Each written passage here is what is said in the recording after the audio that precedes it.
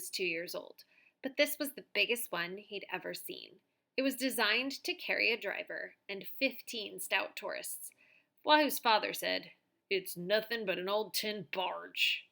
"Hop in, mates," Derek Badger chirped. The other passengers, including Raven, the director, 2 cameramen without their cameras, and Tuna. And who would you be?" Raven asked. "Oh, I'm the taxonomist," Tuna replied as she took her seat. Wahoo said, "It's okay, Miss Stark, she's with us." Raven looked doubtful. "A taxonomist?" Tuna nodded cheerfully. "What happened to your eye, young lady?" "I fell down the stairs. What happened to your hair?" Raven's face purpled. "I don't know what you mean." Derek rose and demanded to speak with Mr. Sickler. "He ain't coming," said the airboat driver, a beefy, dull-eyed man called Link. "And why not?" Derek couldn't understand why anyone would pass up an opportunity to take a nature ride with a world-renowned survivalist. "Because he too big," Link said. Derek misunderstood. "You hear that?" he sneered to the others. "Mr. Sickler's too big to be bothered with the likes of us." "No, sir. He too big for the boat," Link explained. "He climb in now, we sink like rock." Everybody laughed except Derek. Before starting the engine, Link handed out earmuffs to dampen the roar. Raven had difficulty fitting hers over her stupendous cliff of red hair. Tuna and Wahoo watching with amusement. The airboat skimmed along a watery trail through the sawgrass for only a couple of minutes before Link cut the power and glided the craft to a stop. "Bull gator," he announced triumphantly, as if expecting a cash tip. The specimen was an 8-footer that appeared to be sunning on a log. Its mouth was yawning wide. Mickey Cray busted out laughing. Obviously, Sickler hadn't informed the driver that this wasn't an ordinary group of suckers. "What's so funny?" Link demanded. "That poor thing's stuffed," Mickey said, yanking off his earmuffs. "No, it ain't." Derek Badger stared curiously at the motionless reptile. It was a closely guarded secret that Expedition Survival occasionally used taxidermied animals when the live ones were not cooperating. Remember last time I told you taxidermied means that they had already died, but then they stuff them so that they just look real, but they're just totally still. Still, he couldn't tell if the alligator was real or not. Raven elbowed the director, who spoke up. "We're not here for the tour," he said to Link. "We're scouting locations for a TV production."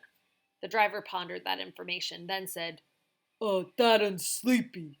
He round here morrow if you want to get some video for your show." Mickey moved to the bow. "That gator's way beyond Sleepy." "Let it go, Pop," Wahoo implored.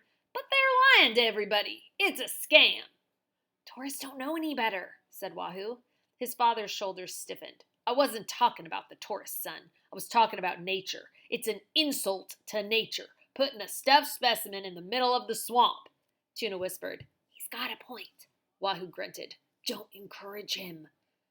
"Mister, sit down!" Link snapped at Mickey from the stern of the airboat. "Yes, Mr. Cray, please," said Derek. "Who cares if the alligator's fake?" "But he ain't!" It was Link, looking both confused and indignant. For a moment, Wahoo wondered if the man actually believed that old Sleepy was alive, napping in the exact same place, in the exact same pose, week after week, month after month, never moving a muscle. Mickey was squinting and rubbing his brow again. "Show some pride, brother," he said to Link. "Tell Sickler to put that stupid thing in the gift shop where it belongs." Link scowled hatefully. Derek spun around and muttered something to Raven that Wahoo couldn't hear. "Out of my boat!" Link commanded. Mickey looked at Wahoo and shrugged. "See what we're dealing with?" "Sit down, Pop." "Not a bad idea," said Tuna. Derek huffed. "We're wasting valuable time. Let's go." Wahoo's father pointed wryly at old Sleepy. "You want to practice your wrestling skills, Mr. Beaver? That's one gator you can probably handle." "Very funny," said Derek through clenched jaws. Link was also not amused. He charged to the bow of the airboat, seized Mickey Cray by the seat of his pants, and heaved him like a sack of cement into the water.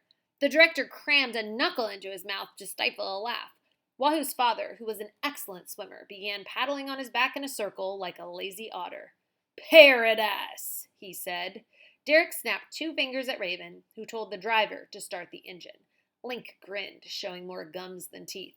We be gone. What about Mr. Cray? Tuna cried. Considering Link's temper, Wahoo decided his father was probably safer in the water than he was on the boat. Don't worry about Pop, he said, repositioning his earmuffs. He'll find his way. The crew of Expedition Survival was using Sickler's Jungle Outpost and Juice Bar because Raven Stark's request to base the program in Everglades National Park had been rejected. A secretary for the park's superintendent had informed Raven that because of the earlier egg robbing incident at Yellowstone, Derek Badger had been blackballed from the entire federal park system. For how long? Raven had asked. Eternity, the secretary had replied politely. Sickler's place turned out to be a convenient one for scouting video locations using airboats. The director of Expedition Survival selected for the first camp a tree island, far out of sight of the highway. The island was surrounded by a natural moat that was shallow enough to wade, but then the crew encountered a fierce tangle of thorny vines and clawing shrubs. It required tough work with sharp blades to hack a path into the cool canopy of the interior. Sickler's boat drivers spent the remainder of the afternoon shuttling back and forth between the dock and the campsite, hauling the TV crew's tents, provisions, and gears. Wahoo and Tuna found some shade on the porch of the souvenir shop and waited there for Mickey to return. They made small talk and avoided the topic of fathers. Tuna captured a brilliant green Anole lizard and helped Wahoo memorize its scientific name, Anolis carolinensis, which was a mouthful. Then, out of nowhere, she asked, You got a girlfriend, Lance? Please quit calling me that. So that's a yes? No, Lucille, I do not have a girlfriend. How come? Because I'm too busy. Oh, please, boys are never too busy for girls, Tuna said. Wahoo was desperate to change the subject. He had told her the truth. He'd never had a real girlfriend. Most of his time, outside of school and sports, was spent tending to his father's animals. It was a high-maintenance, 2-man operation. I had a boyfriend once, Tuna volunteered. His name was Chad, and he could do 100 push-ups. Unfortunately, he had the personality of a cabbage, so I dumped him. Dumped him where? Ha ha, she said. Aren't you ever going to tell me what happened to your thumb? Wahoo was thrilled to be talking about something else, even a foolish injury. Alice ate it, he said. My fault, totally. Can I see? Without waiting for permission, Tuna reached over and took his right hand. She touched 2 fingers to the bony scar in such a gentle and curious manner that Wahoo didn't mind at all. The delicate lizard, which she'd placed like a green brooch on the collar of her camo coat, jumped to the deck of the porch and disappeared between the planks. If we lose this job, Wahoo said, the bank's going to take our house. He was startled to realize he was holding her hand, and she was squeezing back. Yesterday they left a message on my cell phone. Actually, it's our cell phone, me and Pop share. Tuna puffed her cheeks in sympathy. I know all about banks. That's how we ended up living at the Walmart. But here's the difference, Lance. Nobody's drinking up your mortgage money the way my old man did. At least your dad's out there trying. You saw what happened on the airboat today. It's only a matter of time before he gets us fired from the show. No, he won't, Tuna said, because we won't let that happen. You don't know him like I do, and you don't know me. She smiled and let go of his hand. Now look sharp. You've got company. Raven Stark marched up the steps of the porch and asked to speak with Wahoo privately. Tuna departed with an impish wave, leaving Wahoo stranded. Listen to me, young man, Raven began sternly. Your father's pushing his luck. The remainder of her lecture was drowned by the rising whine of a helicopter revving. Raven glanced irritably over her shoulder. Turning back to Wahoo, she shook a finger and mouthed the words, One more chance, Buster! Then she bustled off toward the vacant lot where the chopper carrying Derek Badger was preparing to depart. Wahoo heard someone call his name, and he jogged down to the water. The director and a few remaining crew members were waiting in Link's airboat to be ferried to the campsite for the night. Tuna had saved a place for Wahoo in the bow. He picked up his backpack and stepped aboard. What about your dad? She said. One look at Link, and Wahoo knew there was no point in asking him to wait. The guy didn't want Mickey on his boat again. Link unhitched the dock rope and climbed up in the driver's perch, slapping a hairy left hand on the steering stick. He turned the ignition, and with his right foot, he pumped the gas pedal, revving the engine. Instantly, the large propeller began to turn. The airboat eased along briefly before gathering speed and shooting forward through the grassy, cinnamon-tipped sedge. Link took the first bend fast, producing a steep sideways slide that never failed to delight the tourists.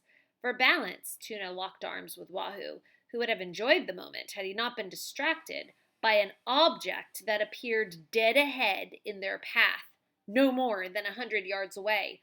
"Stop!" Wahoo yelled as they flew closer, but Link couldn't hear him over the engine. It seemed impossible that from his elevated seat the driver didn't see what Wahoo and now others plainly did.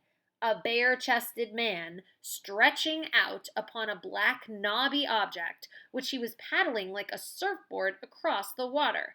"Look out!" Tuna hollered. By now the other passengers were waving and shouting too, yet the airboat wasn't veering away or even slowing down. Link sat stone-faced as the wind made his grungy hair dance. "Psycho!" Wahoo thought. Shaking free of Tuna, he yanked off his backpack, raised it above his head with both hands, and hurled it at the control deck. Somehow, he got lucky. The flying satchel knocked Link's boot off the gas pedal, sending the boat into a sputtering stall. It skimmed to a halt only a few feet from Mickey Cray, who calmly grabbed on and hauled himself aboard. "Howdy, pilgrims," he said. The other riders sat speechless. Their disbelieving eyes went back and forth from the dripping, shirtless man to the bizarre craft upon which he'd been traveling. A stuffed alligator bolted to a log. So Mickey had been using the alligator, the stuffed alligator, he had been using that as like a surfboard to keep him afloat in the water all this time. "Anybody got a towel?" Mickey inquired. Wahoo said, "Sit down, Pop." Link was glaring at both of them. "Yeah, sit your butt down." Passing overhead, Raven Stark peered out the window of a rented Bell 407 helicopter and tried to make sense of the strange scene below. Sitting in front of her was Derek Badger, who was preoccupied by other matters. "Call the hotel," he told Raven through her headphones. "Tell them to move me to a room with a jacuzzi. Chomp, chomp!" Dun, dun, dun.